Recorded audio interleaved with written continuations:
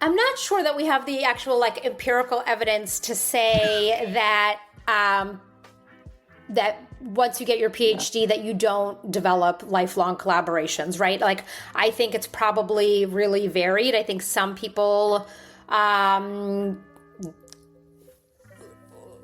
hold on to some of those relationships that they formed during their PhDs, and some people don't. But I will say, like, I can certainly understand why some people are reticent to hold on to those relationships, because some of those relationships may have been really unproductive, very difficult, very like emotionally challenging, right? There's a lot of power dynamics in the academy. And I know from mentoring dozens of doctoral students that some advisors are really fantastic and some advisors are not. Some advisors give their students a lot of agency, but also direction. And some people, sort of create really toxic, dependent relationships where grad students feel constantly like beat down and never really like they're contributing. And that can feel really icky. Like, why would you want to maintain a relationship with somebody who kind of berated you, constantly? Even if maybe they had like good intentions to try to get you to think better and to be your best self, it doesn't feel good, right? To cultivate or to hold on to a relationship in which you feel really emotionally scarred by. And so, for sure, there are. Those are some of the reasons I think people wouldn't hold on to those relationships. And I think other people, I do try to encourage people, don't like be dependent on your advisor. Really try to have a team of people who are supporting you. When I was in grad school, my advisor was amazing in many ways. And there were ways in which like he wasn't really helpful to me. And so I reached out to other professors. I also reached out to a lot of professors who are emeriti or emeritus status, because they really wanted to engage with students. Like, they were kind of at the part of their career where their legacy is what they're able to pass down to next generations. And so I had coffee with several professors who were like in their 80s and their 90s. And they would read my work and they would give me feedback, and they were like such amazing sources of wisdom. And I didn't have those kinds of like, those power dynamics weren't there in a way, because they had nothing to prove and they had a lot of time for me. So yeah, my advice to people is like, if your relationship with your advisor is not working out, like, make sure you are really diversifying the people who are on your team. And hopefully those relationships will carry on as you pursue your career, regardless of whether you stay in academia or not. Katie Rees, welcome. It's a pleasure to meet you. And we've met already, but now officially sitting down here, having a conversation about sports science and sports and your PhD and what you've been doing with Bioelevate. Absolutely. Thank you so much for having me. It's a real pleasure to be here. Like you said, we met a few weeks back at a networking evening. But it's brilliant to meet up and get on your podcast again. So it's really lovely to meet you. Yeah, it's my pleasure as well. Will you go again eventually? Because I think they're going doing this regularly. Yeah, I think it's a monthly thing. For the viewers, it's the Barclays networking event at Tramshed in Swansea. Definitely recommend. You get to meet a lot of like-minded people. But yeah, once everything starts to like calm down over the summer, I'll definitely be going back again for sure. No, I'm sure I will try to go as well, just to distribute maybe some flyers or just like talking about and trying to get some ways of obtaining some funding in the future as well, and then getting more guests. Absolutely, it's brilliant. Yeah, it is a brilliant gathering, and where unexpected people you may find, and it's so great. It is a great thing. So one of the things I've noticed this morning is that you were hosting and speaking at Evolve Training Club. So you were literally at a gym and then spreading your mission. How was that? Was it in the morning? It was yesterday afternoon. Yesterday afternoon, okay. Yeah, at Evolve Training Club, and it was absolutely incredible. So again, it's that like-minded people who, want to work out in community, work out with like-minded people, and are interested about their health. So for me, it was a no-brainer. Shout out to Darren at Evolve, incredible guy. So that was yesterday. I spoke for about 45 minutes and then did a little Q&A for their members afterwards as well. So it's brilliant and I love it. So this was your second corporate talk or something like that, because you had one before. Yes. So it's my second official one after my kind of PhD. So second talk is Dr. Rees. Pretty cool. It's pretty cool. Now you can put the title doctor, as you said once, and absolutely, it's like great. But are you still doing the corrections or? No. So I'm all done. Anymore. Oh, okay. All done. Yeah. So my Viva was 13th of May. Had a couple of corrections to do, submitted them, and graduate literally 1 week today. Oh wow! So that was quite fast. Quick turnaround for sure. But it was very minor amendments. But really, really grateful and love the journey. And I'm sure we'll get onto that in a little bit as well. Yeah, and this is because you've loved the journey. Would you like to share with us how you've built that journey and in deciding to study a PhD? Was it in genetics? Yes, it was biomedical sciences, specializing in genetics. But yeah, absolutely. So I think my kind of story started long before I even knew really what genetics was. So like growing up, I think very formative years, like maybe like 4 or 5, when you go to primary school and it's like, what do you want to be when you grow up? I always wanted to be a scientist. Yes. And I always wanted to be like in a coat, finding cures for diseases. And that's like one of my first kind of memories as childhood is what I wanted to be. So it's very surreal now, growing up, having done the research, like being a doctor of research, like it's incredible. But yeah, growing up, I was very much fascinated how different people could live very seemingly similar lives, yet completely different health outcomes.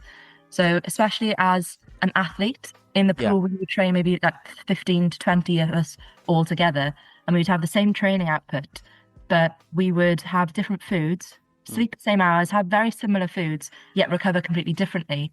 And someone would get an incredible performance and someone would be not so great. But like, what was the thing that made them different? So I was always like a curious mind and always wanted to know why.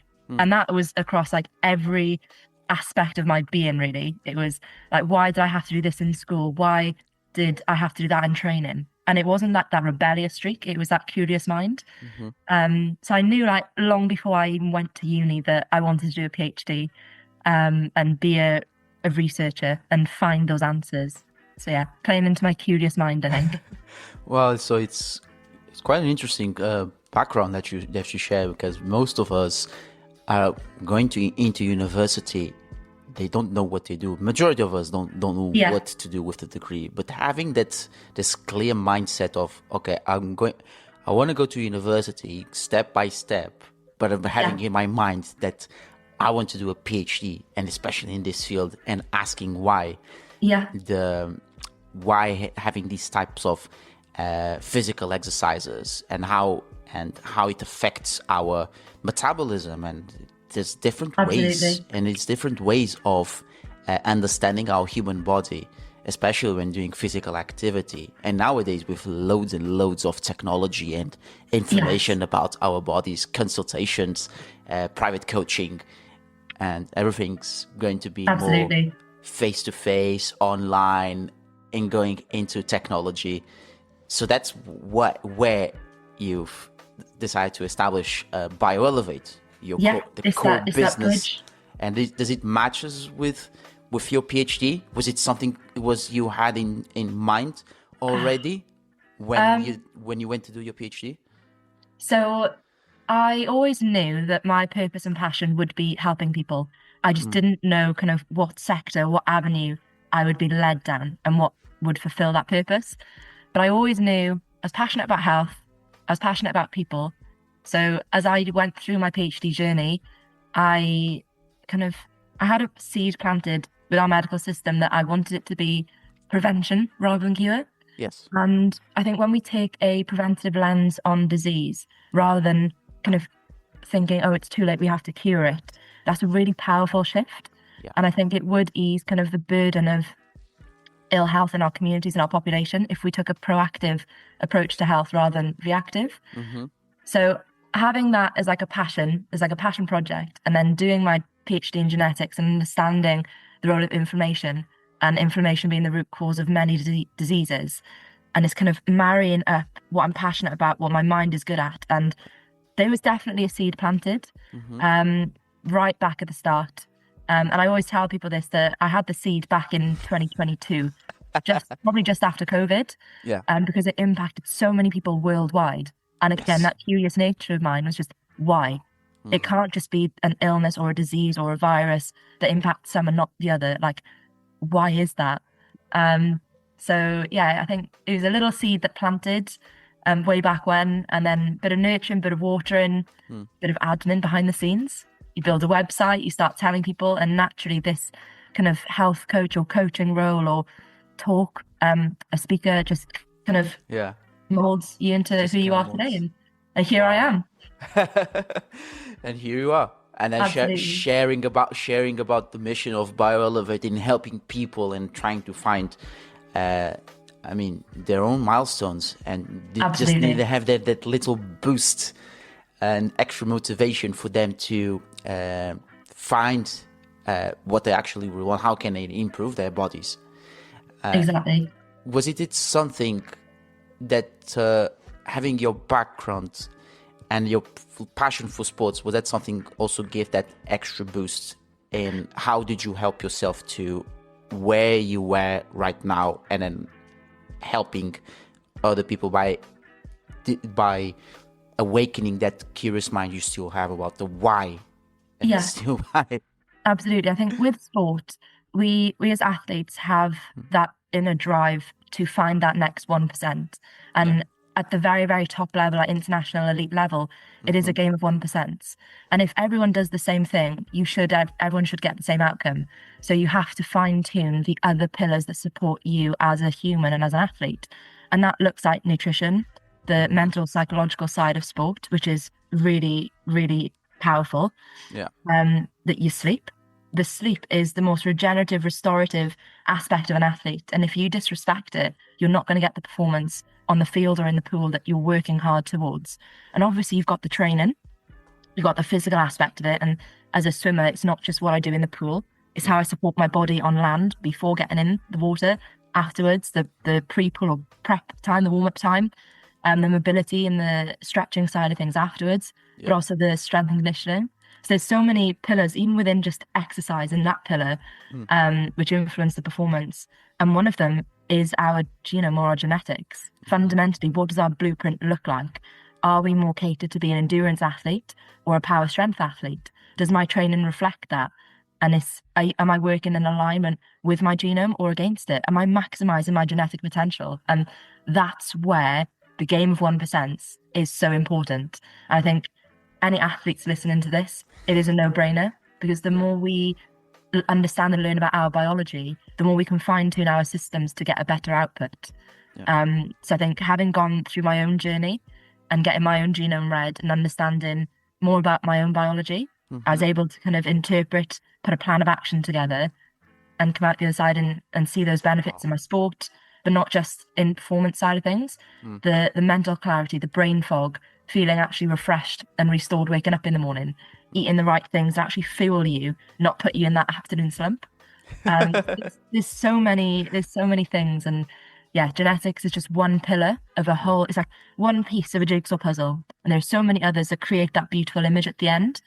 But I think genetics is one that people should really look at and consider. And I think having this consultation of many people specialize in genetics can give that help. But I'd add as well, genetics is important and it does matter and contributes for the development of the human being. But also I'd add the fact that having healthy habits and trying to accommodate to getting used to those habits would be an extra for that genome development. And many people 100%. doesn't seem to have to maybe challenge those their current habits into new ones, and it seems there's a lack of that. Don't you think? Absolutely. So I think with any of my coaching clients, the lifestyle and like habit integration is something that comes as standard, because there is no point in me putting together and kind of working with a client to create this perfect kind of bespoke plan of action of like lifestyle, movement, meditation, breath work, nutrition, and then just hand it to them when their lifestyle doesn't allow for that to happen.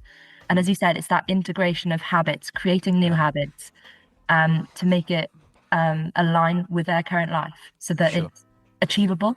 I think that's a big gap. And there's a lot of noise in the nutrition space. And it's like, don't eat this, go carnivore, don't eat carnivore, eat plants, go vegan. There's so much noise. And I think the question that most people ask is, what's the best diet? When actually that question is wrong to start with. It's what's the best diet for me? And I think that like personalized health approach, when you start going down like that personalized health, personalized medicine route, it is so powerful. And it's incredible. And yeah. Stay with us. We'll be right back.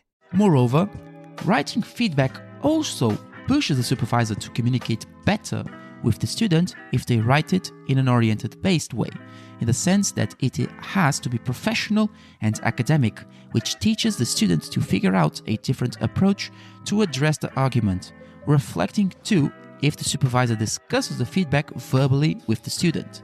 The more feedback the supervisor gives in a research proposal, but from an oriented-based, as well as balanced and constructive perspective, the more the student is likely to engage with and figure out alternative ways to address the academic gap while writing the research proposal effectively to submit it afterwards. Wow. Now I'm more curious about the diet, essentially, and but we can talk about this a bit more, and I do wonder as well, did you have any case studies during your dissertation that also helped you to Bioelevate, and then we can get to the other side. We'll maybe save that one for the PhD talk, my thesis talk. It was a big project. Oh, okay. Could you just summarize it? Are you able to it? So my PhD was a collaborative project with Cardiff Metropolitan Uni and Cumtaff Morgannwg Health Board. So I had I think my total cohort was 192 individuals from kind of this Cardiff and surrounding areas geographically. I had, I think, probably 30% from Cardiff Met and then 70% from Cumtaff. So I think 30% of the cohort from Cardiff Met were kind of your healthy staff or students. And then the 70% were kind of from a hospital environment. So they had been recruited when they were already in hospital. So they were more of the diseased or ill participant side of things. So I didn't have any direct case studies because it was very much, if I met with them face to face for a consultation, they became a number in the study rather than a person that I could, utilize as a client and become friends or future clients. So it's very much like once I'd met them and, sat down and consulted with them, it was right. Joe Bloggs, you are now a person in this study. You are sample 001.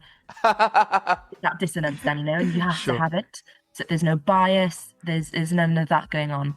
But I think what underpins my passion and the project with Cumtaff and my PhD and what I'm doing now with Bioelevate is that passion and purpose to help serve and help people and find those answers, listen to the biology and understand why and how we can improve it and make it better.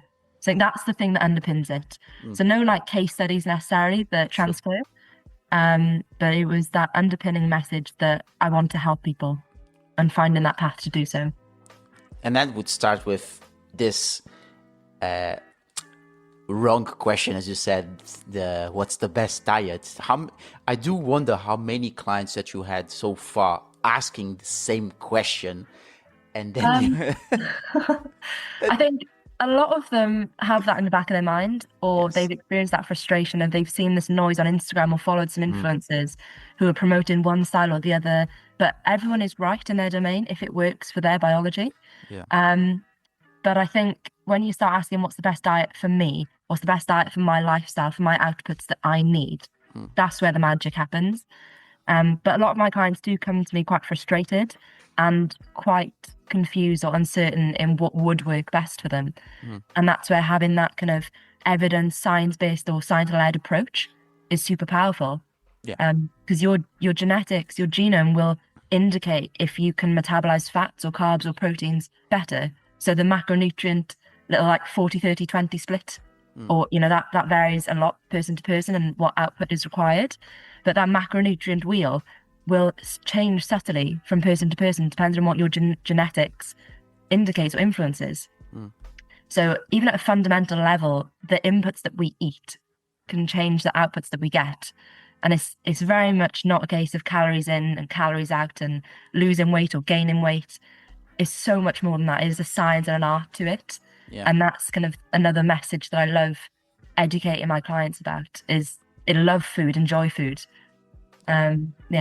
Without and as you said, it's enjoying actually food. I mean the real food, you know, that resists against this ultra processed foods, right? And it's a huge industry. You know, we know all of it about that. The products that are heavily salty, heavily greasy, heavily processed, and the cheapest one, which tries to beat up still tries to beat up the most what we deem to seem healthy, despite the soil being overwhelmed. Right? But as you said, it's about enjoying the food, but I think also without being exaggerating on it, and so having this balance, which it is hard to find in amongst many people. Absolutely. Including this social media slope of plenty of stuff where we constantly get bombarded. And with science-based, it is a good color, but I wonder if also when you have some clients by consulting you at Bioelevate, when I can get these so many amount of people saying this, saying that, and they say it's science-based.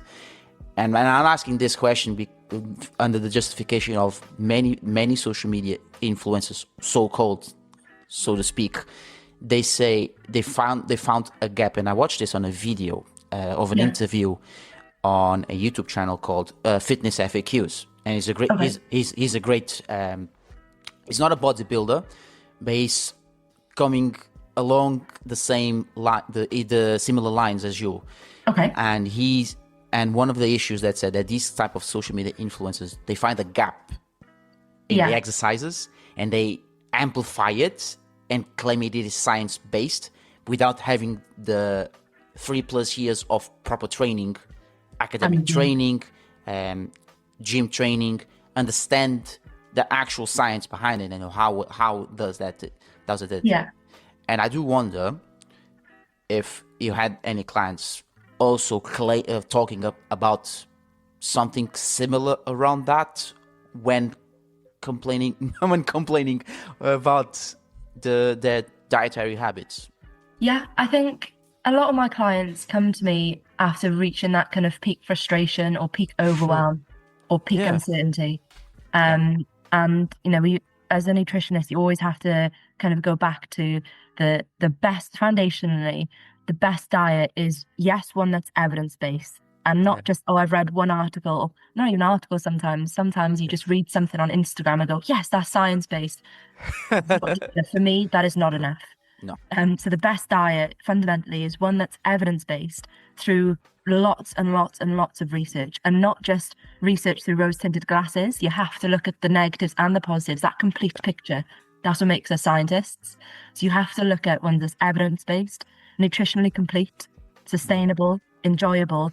And the one piece where I think is my niche and is my calling is being able to tailor all of that to your biology, making it fit with your lifestyle and in alignment with your goals. That's where the power is. So I think my clients sometimes come to me with that frustration or uncertainty or overwhelm, or there's so much noise, and I want clarity. And that's what I bring, is that clarity and that certainty. And just, I'm here to listen to them and hear their frustrations and go find a way forward with them. Stay with us. We'll be right back. Now, for the bonus, stand-up comedy. That's right. You can participate in stand-ups and share your research by mixing it with humor and satire. It's an alternative yet bold to engage your thesis towards lay audiences, where a strong reading of the room, your personality, and human connection are a must to boost your confidence and communication. Sure. And that's where you use a bit of psychology to trying to understand why that noise influences them, and then you use any sort of methods that will help them systematically, as you said, that help them to reach out their goals. But obviously they would understand that it requires time and patience, which is something that nowadays there's not many people praising for that, because it's a great skill, to be fair. It is. And that is all about the art of coaching. So I think people often confuse coaching with someone else telling them what to do. I don't see it that way at all. I think the art of coaching is really listening to that client or that person in front of you and helping them discover what they're truly capable of. Whether that's nutrition, whether that's sport, whether that's a mentee situation in uni through their PhD journey, whether it's back in school, that buddy system.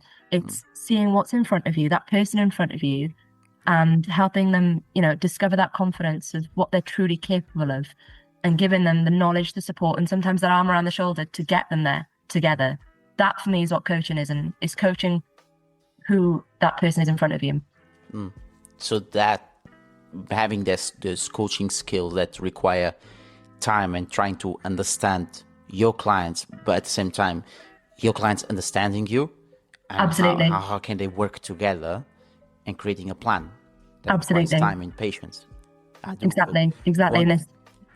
I do wonder if they had any clients that they were so fed up and they said, I can't do this, I just quit the program. Maybe not, you haven't. None of my clients so far have quit the program, and I hope that's not something that's a blessing. That's a blessing now. Touch wood for that, Lewis.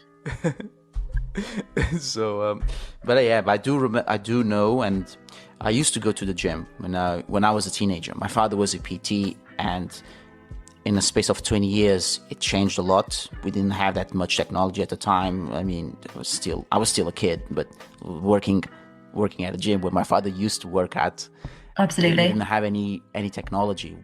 I mean, that kind of a technology that we have nowadays. Yeah. And they're still relying on personal trainers who are also coaching, they are also coaches. And they coach the person, and some of them, they just didn't adapt. And even with this technology, we're so heavily dependent on, they still trying to get their both feet onto a gym or having a private consultation, and some of them, they just doing a training program. They trying to follow up. Oh, this is cool and all that, but then you have to do it again. Yeah, you have to do this all repeated times, and many clients they just don't grasp it. They just don't grasp the grind, how it takes time, because of, as you said, that lot of noise, and that keeps frustration even more. And science evolves. The art of science is literally to see a theory, trial it, disprove it, and prove that your theory is right. So failure and being wrong and being proven wrong is a big thing in science. And I think if you've got this perfect conceptual model that has worked for decades, I would question that, because it's either an incredible kind of model that is true and certain, but where certainty and perfection doesn't exist, I would absolutely question that. And things have to evolve, because by the very nature of who we are as humans, we are evolution, we evolve. Yeah. So one thing that worked for you as a teenager, a program would work for you then, would not work for you now, because your innate being, your body has evolved. And as we age, there are different challenges that present themselves. And yeah, I think there's no kind of one model that is set for you for life. Yeah. But yeah, I think science coaching is evolutionary, and it has to evolve with, you know, with tech, with life, with the person that you're coaching. Yes. That's actually true. And it's great you point out, it's just keeping reinventing the wheel and trying to adapt to the circumstances. As you said, we keep evolving. Clients also evolve. They need to adapt it in different ways. There's the coach. The magic of the coaching it is like that. It's not having that strict and then nothing changes in their mind, of course, but having that consistent change and okay, let's reinvent. What are your needs? What are your needs at, and how can we work together in order to achieve your goals so that I can achieve mine as well? Absolutely. I have fulfilled the objective of this client that was struggling so much with his, for example, obesity problems, but now with a proper diet, a balanced lifestyle, I feel fulfilled as well. Yeah. And it's answering that calling of helping people, and that's my purpose. That's why I'm here. Yeah. So I think it's, yes, I'm able to help the client, but by me helping the client, I'm also fulfilling my soul's purpose as well. So it's really powerful work, and I'm really honored and grateful to have found this kind of niche and make it. Yeah, it's great. I love it. I'd like to ask as well, what your clients can learn from you. What did they learn actually, and when they had their first consultations, and then when they started to adhere to your methodologies and saw significant difference? What did they learn from this experience? I think the one-liner is that my clients understand their bodies better than they did an hour before we met together. So I think when someone works with me, they've obviously presented with their struggles or their symptoms, or maybe not at all. Maybe they want to just from baseline be better. So they don't always have to come to me in like a diseased or a struggled scenario or state. Mm-hmm. They could just be that calling for more. And that's a beautiful place to be in as well. But by the time the client kind of comes on their journey with me, they, I think they would have learned that they're all unique. And because of that, health shouldn't be about copying that latest trend or the latest influencer. It's finding what works for you.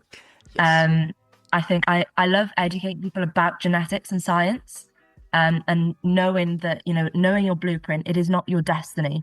It's one piece of a much bigger picture, that also includes the epigenetics, so the environment surrounding your genes, which include nutrition, movement, sleep, stress, environment. And these are kind of all the pillars that hold up that building or that, and the choices you make every day. Yeah. And I think the final thing is that knowing your body can create a lot of trust and support in your body. I hope that my coaching style is quite empowering, and knowledge becomes power when it's utilized. So I think knowing your blueprint, knowing what nutrition, what sleep habits, what movement, what lifestyle, what stress management you need, I hope that my clients would feel empowered by the end of our working together, knowing that they understand from a deep biological perspective who they are, why they are the way they are, and can have the tool set equipped to move forward with that, with more knowledge and understanding of their biology.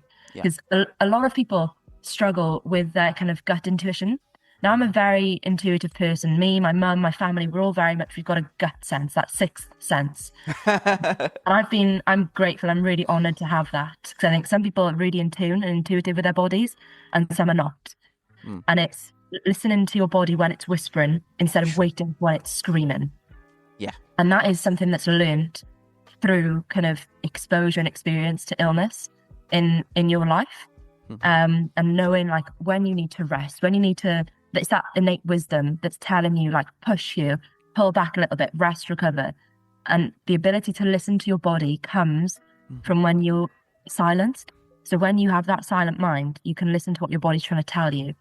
So I basically empower my clients. We learn the biology and the genetic side of things, but I also empower them to listen to their gut and their intuition. And it's that beautiful kind of craft between, you know, that soul and that gut intuition and the biology. And it's that perfect bridge. And yeah, that's me as a coach, and I love it. No, I think that is great, that it's more of a holistic approach first. Oh, absolutely. Right? Absolutely. And then once they hear that, they start to accommodate new habits, I'd assume. Yeah. Then do you create a training blueprint for them according to their genetics, according to their personality as well? Yeah, so the one thing I love doing, and something I love, is the art of collaboration. Yes. So where my kind of niche is in that genetics, the comprehensive health markers, bloods, genetics, hair tissue, mineral analysis, learning the data, and making the nutrition and the sleep and the lifestyle aspect. Now, one part that I do not touch at the moment is the exercise element. So I don't do anything like program or anything like that. But what I do is become affiliated with PTs or personal trainers or coaches wherever my client is based. So I've got a lot of clients all across UK at the moment, and I've got one over in Europe as well. Okay. So I would find if they've already got a PT or a member at the gym, or a gym membership, I become affiliated with them. I spark up that connection, make that relationship, and work in collaboration with their support network, whether they're an athlete within a team, whether they are with a person with just a personal trainer, or they just have a gym membership. I work with what their life kind of looks like at the moment. I work with their support network, and I go, right, this client has this genetic predisposition, which means they would love, or they would thrive off doing this, this, and this. Yeah. Work with me to create this bespoke program. So I'm not actually doing the programming myself, but I'm educating and empowering their PTs and support network to influence their program. Yeah. So it's very much a collaborative approach. And that is where the power is, because you're either the power of the team, what's that phrase? What's that saying? The power of the team is only as strong as the individuals that make it. So you're stronger as a team, as in a collective, than you are on your own. And I love that, because if I can partner with the most elite and the most knowledgeable minds across many sectors, the power and the amount we can help and support our clients, who are the main denominator here, is increased tenfold. So I love working collaboratively with experts in their fields to best support the client. So I hope that answered your question. No, it's... And it's the art of collaboration. I love it. No, it is. That's the key element here. We all have to collaborate with each other. And you with your expertise, trying to understand your clients, and then trying to educate them. That's the power of collaboration. And using your network is even more powerful, which we all need every single time. It's not just because it's a trend or this technological boom that's being the trend, social media trends. We all still need each other. As you said, there is a lot of noise, and we losing this skill of patience, also critical thinking, and claiming the fucking sources that some of them are even scientific sources, but they don't know where they actually come from. It's just like putting the source, and you don't know. That's what I do feel about is the power of collaboration, and especially in this day and age of the gym trend, everyone wants to get shredded, even if they know what that actually means. They might assume, it's shredded is being big. As you go to a dictionary, I don't see big here. Yeah, exactly. So I still baffles me when talking about gym. Everyone's going to say I'm doing a bench press or leg press, and says all of that, and they still don't know how to do it. Many of them are doing incorrectly, maybe because of the habits that they have, as you said, not having a healthy diet, not tracking their own macros, the sleep, and just having this socialization inside of a gym, which is it is still something. It's over there, just conversate with the person and not having the proper training, not less training and collaboration with personal trainings. And also with yourself. Hopefully, you'll get more clients, and then hopefully, and the more people I can help, the better. Yeah, it's an honor to be part of anyone's coaching journey, Yeah, of course, and obviously, with the right diet, not the right diet, but the diet that is more appropriate to the clients, without having those drinks of what is it called? It's kind of those milkshakes, but it's not exactly a milkshake, but it's close to it. Oh, the protein shakes. Yes, I was missing the word. I was missing that word. That's okay. Just missing the protein shakes. So every single time, drinking protein shakes back and forth every single time after a training. For me, it's confusing. Yeah. To be honest with you, as I said, I used to work as a teenager and doing in my early 20s to mid 20s. I have my own gym, which is in a home, and my own equipment, and I know what to eat. I know when to sleep. I do cheat a little bit, honestly, but that's just part of us as human beings. Yeah. And with this trend, as we said, we already said, the noise keeps influencing people, and unfortunately, there is this statistical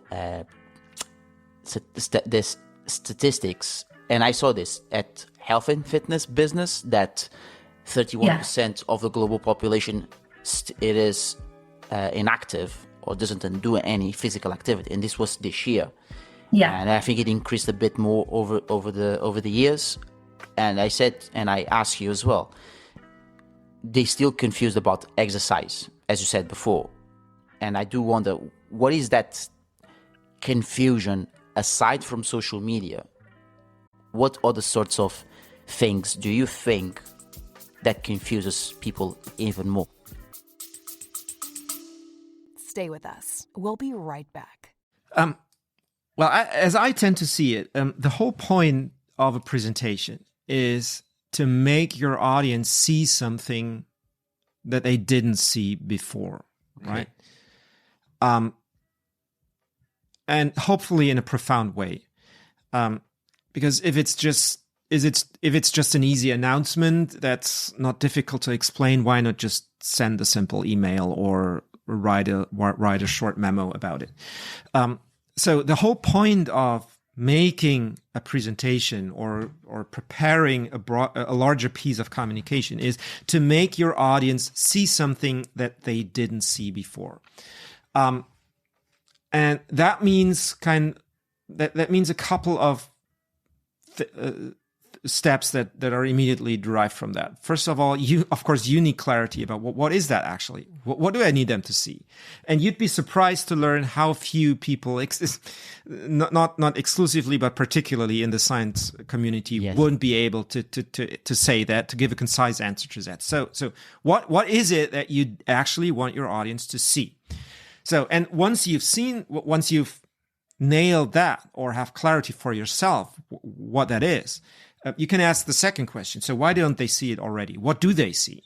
What do they see that I don't? And what do they miss that I see already? And once you have that, you can kind of build a path between those 2 points. And the ultimate goal of a presentation is to lead them to what I would call the point of no return, which would probably coincide with that aha moment where you've told them everything that helps them really see what you wanted to make them see, where there's no going back for them because they've seen it in a way that they cannot unsee it anymore, and where it makes total sense because you've explained it in a way that makes sense, using words that they can understand, using images and metaphors that they are familiar with. Yes, something that is more exactly. It's more something that they are more familiar with. Something that is more common as they've seen, whether on TV or on YouTube.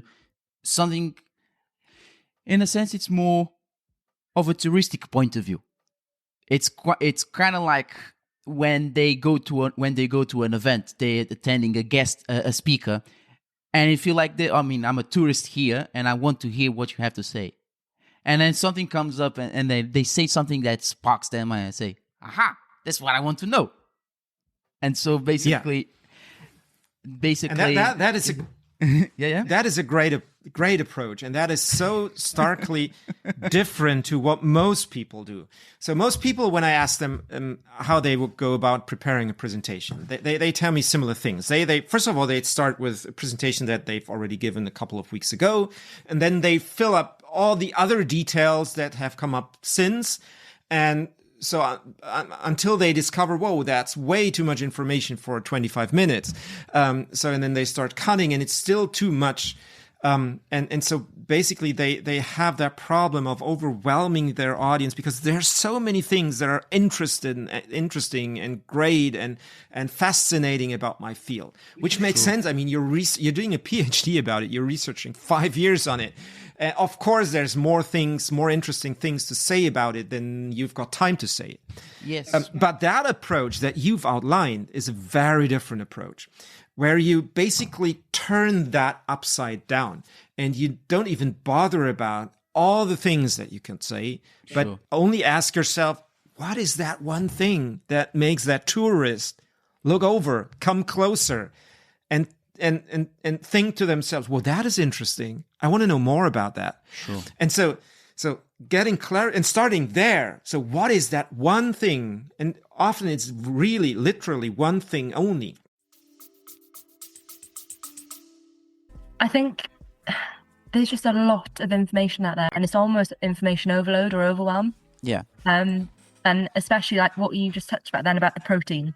Protein seems to be everywhere. Protein yogurt, protein coffee, protein cereals. And, you have to sit back and strip it back. Like, is this all just marketing? Because I think protein is probably one of the best examples of how we can really, have a really important nutritional message and it become completely distorted. Sure. Because the science, when you strip it back, the science is very, very clear. Protein is essential. Every single cell in your body relies on it. Mm-hmm. It's, your amino acids, your building blocks are vital for building, repairing, growing muscle, supporting your immune system, producing hormones, enzymes, recovering from exercise. So the message of why protein is important is absolutely correct. But where I think it's become distorted or confused is that we should be treating protein like it's a magic ingredient, because it's not. It's not magic. It's not a miracle, but it is essential. And I think when you look at someone's protein intake or dietary habits, it's not like, oh, I have a shake after training, so I've hit my protein target for the day. No, you need protein consistently throughout the day. Exactly. And I also point to the fact that, and this comes from my dad, and he says the protein, it's just like, the most of it you are consuming water and pasteurized milk. Right? Yeah. And I think that is a fact that is true. And the protein inside of that shake is minimal or maybe slim to none. We don't know. Yeah. I think there's a very blurred line between like protein rich food and protein marketed foods. Yes. And that I think is probably another topic for another day. Yeah. But I think for any listeners who are potentially gym goers or on a health kick or a diet at the moment, just because something says high protein doesn't make it an immediately healthy choice. Yeah. And now some of these products are genuinely useful, but others are kind of that highly processed foods you touched on earlier with, by sprinkling extra protein or high protein, it's clever marketing. Yeah. So I always encourage my clients and anyone really to look beyond the label. What is in that? And on the protein shakes angle, I'm very much a food first approach nutritionist. Sure. So when I look at someone's macronutrient requirements and needs, matching their caloric intake and how much protein is, what percentage of protein makes up the daily calories or intake, I would always try and get the protein from natural sources through whole foods. So you would never see me prescribe an artificial protein shake to a client as a go-to primary source of protein. That would not happen. So if you're a Bioelevate client, that would not happen. But as a caveat to that, as an elite athlete with higher protein demands, where you've absolutely trashed your body in a training session and you need that immediate recovery. It's having that knowledge and intuition to go, right, I need a carb and a protein source right now to help me kickstart that recovery. Sometimes that looks like a banana as your carb source, or some apricots with a high protein source like 2 boiled eggs. But if you're sat on poolside smashing down 2 eggs and a banana, is that optimal when you're going to go home and have your dinner? Probably not. However, there are better sources of kind of your protein powders. So you've got your kind of highly processed and kind of bulking agents, preservatives, highly kind of processed protein powders. And then you've got your companies, or the little companies, who are trying to spot the gap, as you said earlier. So there's a brand that I use called Honest, ONYST, and they only have 6 ingredients. So for me, that speaks absolute volumes, that it's a protein powder that only has 6 ingredients, and they're high quality, organically derived ingredients that are good for your body. No additives, no preservatives, no bulking agents, none of this kind of chemical processed things that are going to inflame your body and make recovery harder. So working in alignment with brands or powders or companies that resonate with your biology, yes, but obviously your beliefs, that's where the magic is. So in answer to your question, first, food first approach always, but where we need to supplement, I'd always go for your brands. Read beyond the label, look what's actually in it. If it's got an ingredient where you can't even pronounce, probably ditch it. And a little plug for Honest, because the guys there are amazing and we're on the same trajectory and that same passion to help people. I was just chuckling here because you said no, just read the label first, but the issue is it's so overcomplicated because of these specific scientific names. It's a chemical derivatives, right? It's a chemical derivatives, exactly. And it's like get confused and say, maybe I don't know what this language means, but I'm going to eat it anyway. Or maybe, as you said, okay, it has foreign language to you, just ditch it. Probably don't eat it. And it's not just foods. It is not just foods. It's in our healthcare. It's in our products, like shampoo, conditioner, body wash, lotions. Oh, that is another topic for another day. Sun creams. With the warmer weather coming into the UK, look what is in your sun cream. And this is not just what we eat. And I always challenge my clients is they say, oh, is this any good? I'm like, would you eat it? I'm like, what? No, I wouldn't eat sun cream. So why would you put it on your skin? Your skin being the biggest, the biggest organ in the body, the most absorptive, whatever you put on, it'll get through. So if you're going to put on something that is synthetic, full of chemicals, but you wouldn't eat it, why put it on your skin? And it's that kind of, that thought pattern that disrupts your habits and go, actually, I'm not going to put that on my skin because I wouldn't eat it. I'm going to find a healthier alternative. And that's the beauty of your health journey, because everyone starts their health journey at different points. Some people come to me quite optimized and they're like looking for that 1%. But some people come to me right at the start of their journey with no knowledge or understanding of any of this, and kind of walking them through this journey of, reading the labels on your shampoos or your tin of beans, looking at the preservatives or the hidden chemicals. And it's not about changing everything at once. It's about doing little sustainable changes, which over time create a significant impact. And that is like a PhD journey, and bringing it back in. Exactly. Little consistent habits, little consistent steps lead you to walking across that stage at graduation. Yeah, and I think that's the beauty of it. And as we said, patient. Let's say sweet here, clear here. Patience is a virtue. Not many people are people are able to build it, but it seems they show laziness in building it. And this happens with, as you said, with the skin and foods, and trying to track what we actually do, what we know about our bodies, right? And so I think having these components and collaborating with people, with coaches who are more specialized in these type of things, then it's a good way to meet your goals eventually. And absolutely, as I said, it takes time. It actually takes time. You see patience is a virtue. Yeah, exactly. And you see these like fucking social media. Have you seen these type of social media when they advertise loads and loads and loads of trend products? Yeah. What's your thoughts about that? And it gets people even more confused. Yeah. And there's like this kind of things as well. Oh, I've reached this thing, and it's like this trend of the trust me, bro, all kind of shit. And then it's that gym bro, trust me, bro. Yeah, good. Well, that's your source. One-on-one coaching after doing some pumping some iron, and okay, I gotta do this. Yeah.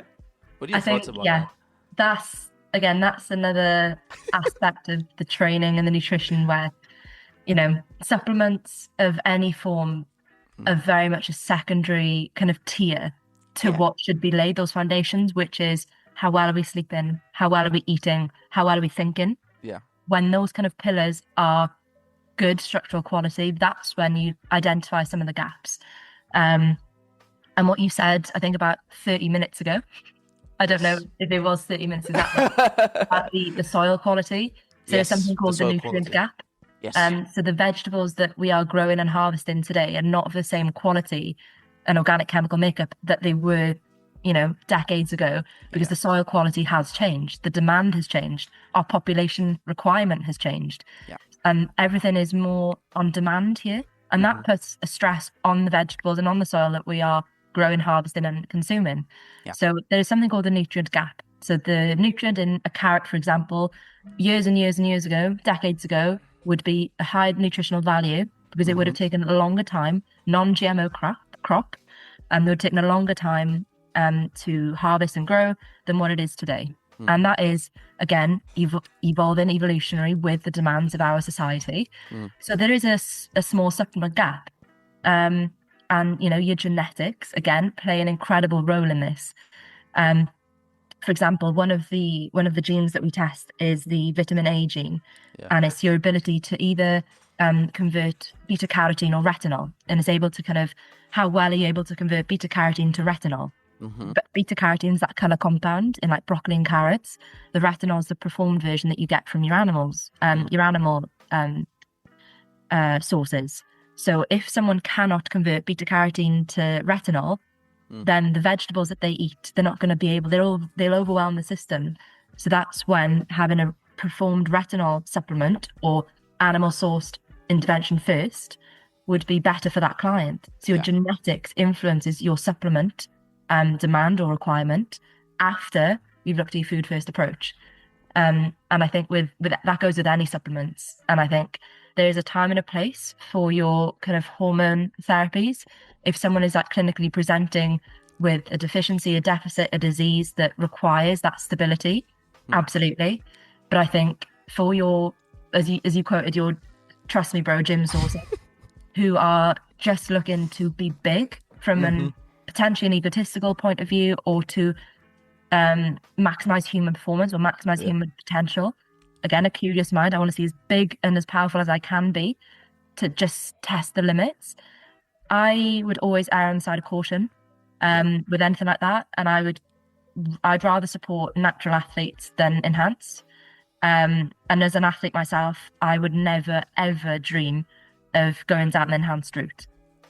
No. Even with like the peptides like BCP 157, the ones that promote tissue healing and the regenerative, the positive peptides, I wouldn't entertain it because in my sport that's banned and that is seen as an unfair advantage. Therefore, you control your controllables. Look at your blueprint, the nutrition, the sleep, the movement, the input to our minds. Control that before kind of looking externally. So control your internal environment before looking external. Yeah. Have you? Because you said you were elite athlete. What type of sport did you practice? Or you still I'm a competitive swimmer. Okay. Competitive swimmer. So I've competed for Wales as a junior for about 7 or 8 years, and I'm still competing now. Are you preparing yourself for the Olympics? Probably not. That's a bit that's kind of your misconception as an athlete. Like the only goal is the Olympics, but I think it's like only the top 1% or maybe even less of that of someone's sport will actually ever get to the Olympics. It's a very small, finite, elite margin of people who will get there. But there are other kind of competitions. Yeah. It's like the Commonwealth Games. A lot of my teammates are going up to Glasgow, next month or this month. The Commonwealth. The Commonwealth Games, yeah. Okay. So there's Commonwealth, there's Europeans, there's Worlds, there's British competitions here. But also that's the beauty of sport, is that it can take you all over the world. And, the swimming is the same. It is just a pool in another country. And your ability to get on the block and perform because you're passionate about it, that doesn't change. Yeah. So I think Olympics is probably not on my card, but being the best athlete I can be in whatever kind of domain that takes me, it absolutely is. No, but that's the beauty of it, as you said. It's sports is not just the Olympics. That's what we see on TV. There's also the European Championships, the regional championships, world championships, all sorts of sports. We gotta start low. We gotta start somewhere, low somewhere. Yeah. And then just get into that. And And I do, because you're a competitive swimmer. Have you watched the enhanced games? Yes. Yeah, I did. What are your thoughts upon it? There was a lot of kind of stigma attached to it. And one of my good friends, Alex, based in Loughborough University, Dr. Alex, he's currently doing research on kind of that social stigma around it and, did it change pre and post enhanced games? So again, shout out to Alex. He's doing a great job up there. I want to have his contact. I want to invite him to I'll get you on. show. Absolutely. That would be nice. I'd love to know. I'd love to know. Because, sorry to interrupt, Katie, because I saw this video. It's a very critical video. It's on a YouTube channel called Moon. And he was talking about enhanced games. This was the most clownish event ever made. And it was a sort of advertising enhanced drugs. Yeah. So, I think my personal opinion and professional opinion, they are the same because I'm authentic to myself and I'm true to myself. And when you look at the enhanced games, your performance enhancing drugs, steroids, TRT, stuff like that, it's it's the game of 1%, but an even further perspective and even further angle. And on one hand, as like a scientist, again, you are curious as a being to see that how much can I push my body using the science, using the technology that is, available to us today. How far can I actually push my body? But as a sports person, that does not align with me because I'd rather see how much I can push my body within a clean, like a clean sport environment. So that means like none of those performance enhancing drugs, no steroids, nothing like that. So you've got kind of the interest in human performance or the enhanced human performance. And then you've got the what is true to our sport. I know there are a lot of different sports. I know swimming is one of them. I think we had like the weightlifting, the running. Yeah. And actually, it's... I think they were doing is just deadlift. It wasn't powerlift. It wasn't powerlifting. It was just, I think it's just swimming was one of them. Yeah, swimming was one of them. Deadlifting. Yeah. And then the 100-meter run. And I think there was another ones too, but I don't remember. So yeah, and I think the philosophy for me is always like protecting clean sport. Yeah, sleep, nutrition, training, recovery, stress management. There is enough in those pillars to influence a great performance without kind of adding on the the performance enhancing side of things, which are illegal in today's sport. I think it is about protecting that because you've got to look at the benefits and the costs, because biology is one of those trade-offs. And all of these athletes who've gone down the enhanced games, you don't know the impact that those drugs will have on your system long term. Yeah. So it's like you are allowing your body to become a test subject. And I think more than that, in elite sport, it's about fairness. And sport only has that true integrity and true meaning if athletes come under the same rules, compete under the same rules. And if they are prohibited in a sport, I think those rules should be respected. But I also know that the enhanced games are operating on their own rules. And they are kind of distinct. They're in a distinctive pool. They'll not be allowed to compete back in day-to-day competitions now. So I think that there's so many angles and opinions and views that need to be considered. So I don't have a final answer for what do I think of it. Because I think a lot about it, but I haven't got a conclusive answer yet. Because also there's people behind those athletes, behind those performances, you know. And for example, Ben Proud, one of our British swimmers, he was hoping to break the 50 freestyle world record to win that £1 million, and that would be far more than he ever generated as one of our most successful British athletes for decades, for years. So that that pull, I think Cody Miller, one of the breaststrokers from America, he won 2 events, so he made £500,000 or $500,000. So that is kind of life-changing money that he never earned, being one of the top athletes in his field. So when there's a kind of financial pull to support their family, to support their, you know, their generational wealth, to support, you know, how they exist and function in today's society, from just being good at their sport, there is a pull, and I understand that pull. But I don't think that is enough for me to warrant what happens on a biological level, the fairness, the equality in sport, how sport is viewed from the outside, and also the narrative of the company who's running it, like Enhanced Games, because beforehand, I didn't really get the vibe that you'd be able to buy the supplements that they were on. But afterwards, it was a big marketing push to be like, you can recover like us, take this. And he was like, whoa, like different agenda, almost a hidden agenda, you know? But I'm going to pause there. I'll put you in touch with Alex from Loughborough Uni. I think he's a doctoral professor at Loughborough Uni, incredible, and is currently doing research on this. So again, Alex, you got a little shout out from me. We do a lot of masters competing together in swimming, and he loves this sort of stuff. So I'm going to pause there. Yes. I've got uncompleted now, so I'm going to pause, and I'll hopefully get Alex on so you can continue this with him. No, definitely. I would get Alex on the show, and they will be really interesting to know about how this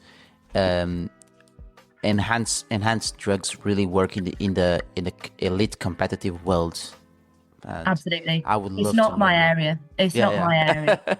No, it's really cool though to know about this and know about how, again, as we throughout the talk, how we know our bodies and how can we progress without harming ourselves. I think that's the beauty of it. Collaboration is essential. Having the mindset is essential, and patience becomes a virtue.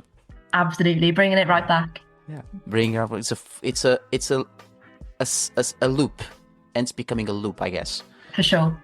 So, and another things I'd like to ask as well, because you've been featured in BBC Radio Wales. I saw it on a story on Instagram. How was it? I tried to look for it, and I wasn't able to find it. But how was the experience for? I can drop you the link later. I think it's on BBC Sounds for, I think, a month. So there's still time. But so I think it was last week or the week before.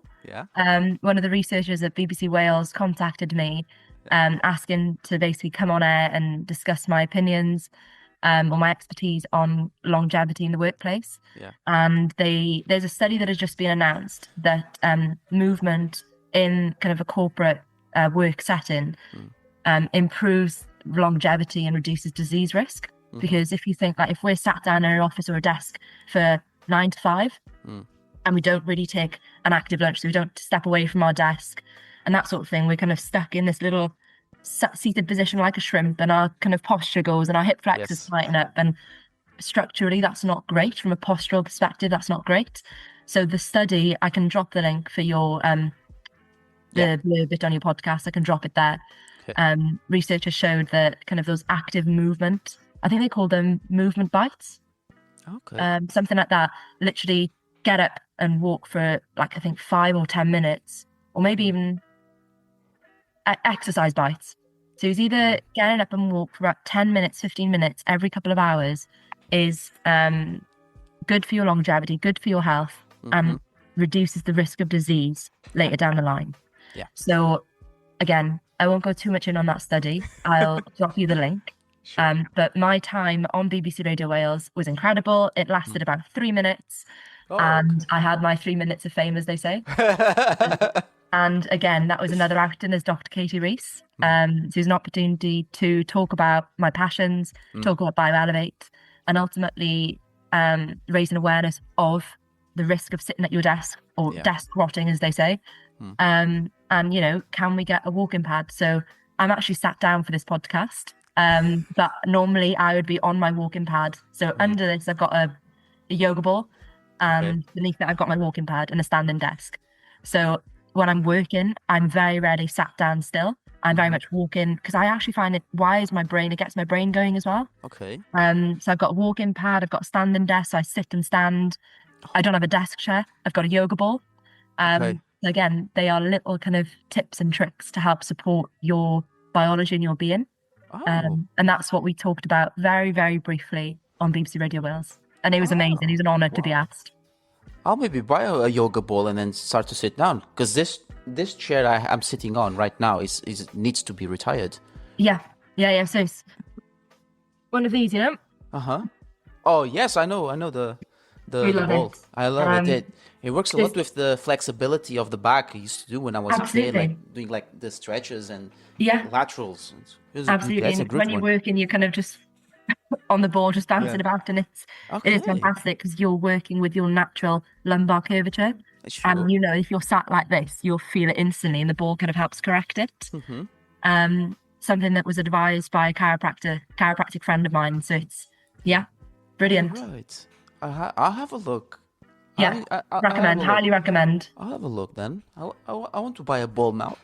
Yeah, brilliant. If that's the one thing you take away, Lewis, let's go. No, I'll definitely buy. I actually I love exercising. It's just props to my family though. So absolutely, that's the thing.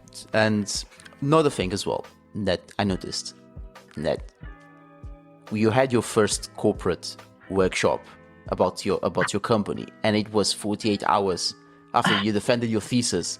Yeah, it was. How was it? How were those 48 hours? You had to split the joy of, after like what, 2+ hours of the Viva, and then presenting your Bioelevate afterwards.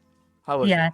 It was quite a blur, to be honest. Like, looking back now, the whole kind of whirlwind from the Wednesday to the Friday was a blur, but it was incredible.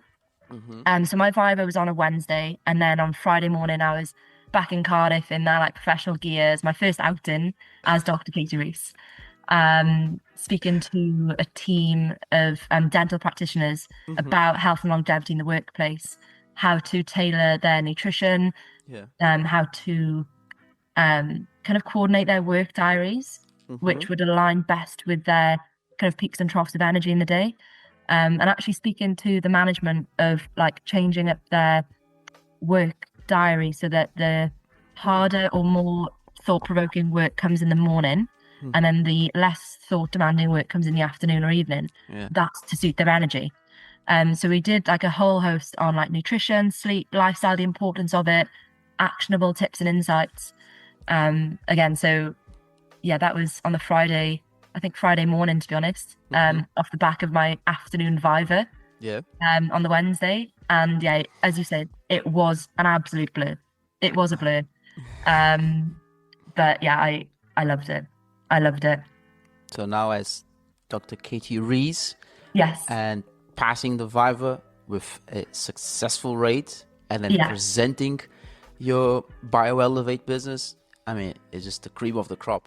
Absolutely. And it's, I think the Viva itself was like a huge moment. The PhD is not just like the 3 or 4 years. It's like it's the culmination of everything that led you there. It's like the studying, the sacrifices, thousands, if not hundreds of thousands of hours in the labs. Weekends, writing, rewriting, deleting chapters. I know. Like, you know the score. So I think I absolutely loved my Viva. It's quite a controversial opinion. I loved it. And if I could do that again, I absolutely would. I, credit to my external internal examiners, Professor Rachel Evans and Claire Kelly. So I literally dropped them. So Dr. Rachel Evans, they are incredible. And they actually fostered such a nurturing and supportive environment that allowed me to flourish. And that's where, when you kind of on your PhD journey, when you're looking at experts or expert minds in those fields, like who do you want on your exam board? Start thinking of it early, because actually they say never to meet your idols, but Prof Rachel Evans is absolutely incredible and is a leader in our field of long COVID and long COVID research. And it was incredible to be sat the other side of the table, picking her brains about where her research is going. And I loved it. I absolutely loved it. And I rehearsed beforehand. I did practice questions and answers, but, you know, I was very much geared up, ready to go in because I knew my stuff. Ultimately, we know our research better than anyone else. Yeah. But when I was in there, I absolutely loved it. I absolutely loved it. And afterwards, I think myself and my family, we went for like a celebratory meal that evening. So I saw my partner, I saw my parents and my gran, and it was just incredible. And then literally reset on the Thursday, go back to training, be all normal. And then Friday morning, first acting as Dr. Rees. So it felt actually very symbolic. It felt like, you know, leaving academia and entering the real world, sharing that knowledge and passion, which is exactly what I had hoped. So I think it was very symbolic and it was very true to who I am. I'm very much a 100-mile-an-hour girl over and over again. Yeah. And yeah, it was brilliant and I loved it and I would do it all over again. Yeah, I think it is once in a lifetime. And for sure. Unless you want to do a second PhD, of course. Maybe. I wouldn't rule it out. I wouldn't rule it out too. And I think these are the tiniest. Many people think these are the tiniest moments. They're actually big. And as you said, I would probably do the PhD Viva again because I had so much fun as well. In treating an academic debate as if I was having a coffee chat with someone and having a conversation, talking about the research, talking about the tiniest things that you might not even imagining the examiner would ask you, but at the same time you have to coming up with something. I know this, but it's so difficult to delve into it that required more than 3 hours to explain this. Yeah, absolutely. I think the examiners expect us to know a lot of our research, which is a fair option because we know that we know it a lot back and forth, and they also want to see us thrive. I'd say. Yeah, absolutely. And I think one of the myths to debunk is that your Viva is there to catch you out. It's not. It's to allow you to flourish and ask you the right questions to engage that passion, that purpose, that curiosity to, you know, bring the best out in you. And you should enjoy the Viva. So I know a lot of people didn't and they hated it and they were very much anxious and nervous beforehand and hated it. But I can only speak from personal experience and I loved it. It's a different personal experience. I really enjoyed it. As I said, I was a bit nervous, but at the same time just kept calm. I even had a chat with the chair and the internal examiner. And they are the nicest persons ever. And then, okay, now I'm more relaxed and it's just going to have. They asked me as well, are you nervous? No, I feel excited. A bit nervous, yes, but just. Yeah, and I think nerves are great. Coming from that athlete background, I know if I'm not nervous before a race, I have to question, do I care enough about the outcome? So I think before my Viva, I was nervous. But again, that nerves or excitement, the excitement outweighed the anxiety. Yeah. And you're able to kind of channel that nerves into a kind of a positive influence and that positive purpose. And your nerves, they show that you care about it. Because if you didn't, there'd be no point in doing it. You didn't even know point in like the same thing when going to a swimming competition. Also, when I was a kid, I used to go to my karate competitions. I was nervous as well. Lose or win, I mean, it was just part of the experience. Absolutely. Right. So it's just not treating the Viva as a competition, but also as a way of showcasing your research and experience the moment that you will have, which will be, again, once in a lifetime, unless you want to do a second PhD. But I wouldn't write it off. I don't know if a second PhD will be on the cards. So you like be two-time doctors, two-time doctor, right? Certainly a postdoc. You know, I love research, and I think that curious mind of mine would, you know, is best placed in research and making a difference in people's day-to-day health. So I'm curious as well. I'm not discarding a postdoc, but I think for me, I said to to my teachers, I don't want to do it now. I want to rest. I want to look out for job, getting a professional experience, build up my own business, and doing this podcast, see how it goes. Yeah, absolutely. And everyone has a different path. I think that's the beauty with a PhD. Like, some people come out of their PhD and go straight into an academic post, a lecturing post. Some people go into research, especially in science. You kind of go into private, public sector research. And then you get another cohort that go into the entrepreneurial side of things. Yeah. Build their business, build their craft.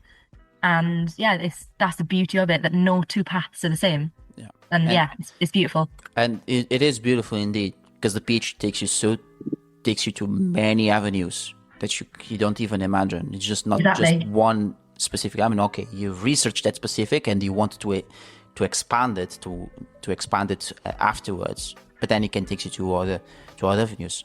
It led you to Bioelevate. Absolutely. For me, in the case, it led me to PhD Lounge, which I keep doing it since the beginning of my PhD back in 2021. So, and it is how it is now as it stands. Exactly. Amazing. So I think it's a great way to wrap it up. And I'd just like to ask you, Katie, any advice to those who are studying for a PhD or want to do a PhD, as well as establishing a business when studying, or maybe afterwards? Yeah. So I think hopefully there'll be a lot of people listening who are either considering a PhD or doing one. Mm-hmm. And the first bit of advice I would say is make sure that you are fascinated by the question, not by the title or the becoming a doctor, because those are part of the journey. But you have to be fascinated with that question first, because the title will last one day. Mm-hmm. And you have very much a working title throughout the duration, and it'll change so many times. But the research will last for years. And, when there'll be mornings that your experiments fail, weeks where absolutely nothing works, where progress feels invisible and you go back to square one, be 2 months down the line. So I think if the motivation is just becoming a doctor, it's probably not enough to sustain you, but curiosity is. And curiosity keeps asking one more question. Mm-hmm. So I think when you're fascinated with a question, that's when a PhD might be the right track for you. Yeah. And I think secondly, importantly, it's don't compare your PhD journey to someone else's, because comparison very much exists in research, just like everywhere else. Yeah. Someone publishes a paper before you. If you started together, someone wins funding, someone gets another paper accepted, someone finishes 3 years on the dot, whereas someone else took 9 years. Mm-hmm. So I think, again, this is my athlete kind of persona and perspective coming through, but if you're constantly looking sideways and focusing on what other people are doing, you never really appreciate how far you've come in your journey. Yes. And I think research, especially a PhD, it's not a race. It's not about just getting it done and getting out the other side. It's a contribution to your research area, a very valuable contribution, and you shouldn't rush it. And don't compare, because my favorite quote is like, comparison is the thief of joy. If you're looking sideways, you never appreciate how far you've come. So that would be my advice. Focus on yourself and your journey, and be fascinated with the question and what you can contribute to your field. Yeah, and I think that's a powerful message to deliver to those who are doing it and are a bit lost in their research, whether it's humanities or STEM. Absolutely. Each one is different, and each one... Yeah, go on. Yeah, you asked about running a business at the same time. Yes. That was the second answer, the second question. Forgot, nearly. It's okay. So running a business at the same time, I would say don't wait until you feel ready. Yeah. That would be like my one big bit of advice. Don't wait until you feel ready, because it's likely that you'll never feel ready. And if I'd waited to feel completely prepared and ready to start Bioelevate, I'd probably still be waiting, to be honest. Because confidence and having that confidence to start doesn't usually arrive before action. So confidence follows action. And, every consultation made me better. Every presentation improved my communication. Every client taught me something new. So you don't kind of just become confident overnight. You begin the journey, and then your confidence builds up and you become confident. So I think don't wait until you feel ready to start. Start anyway. Yeah. I think, as I was saying, that everyone has its high and lows during their PhD. Absolutely. And as you said, start. Just get ready. Just you feel you're ready, then you start. Just don't wait tomorrow, and just start. Do you have any upcoming projects? Upcoming projects, I think building Bioelevate and keep being authentic, keep showing up. I think that's the main focus in like the academia or the business side of things. I've obviously got graduation next week, so that'll be incredible. So a little bit of celebration there. But in terms of business, keep building the brand, keep helping my clients, because first and foremost, that's why I'm doing it. Pipeline stuff, a lot of exciting kind of collaborative opportunities. You'll have to stay tuned, Lewis. And in terms of swimming, I'm actually heading out to, so I've got the Welsh Championships later this month, so end of the month, beginning of August. And then I fly out to, I want to get this right. It's either Slovakia or Slovenia. And I want to get this right. It is... the capital, which one of the capital? I can't remember which one it is. If it is Slovenia, it's Ljubljana. The other one. The other one. Okay, so I can't remember. It's Slovakia. Slovakia. Okay. Yeah. So you can just edit that part out. Ljubljana is the capital of Slovenia. The other part of Slovakia, Slovakia's capital, I can't remember. Yeah. So it's Slovakia for sure. So you can crop that out where I can remember. I'll restart this segment. I think it was Bratislava.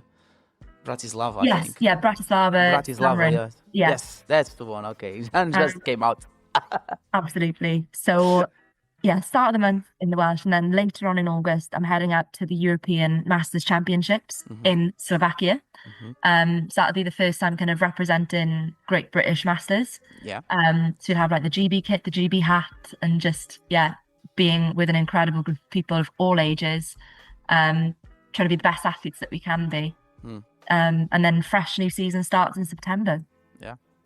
And we go again. Cyclical nature. We love force. We love habits as human beings, and we keep going.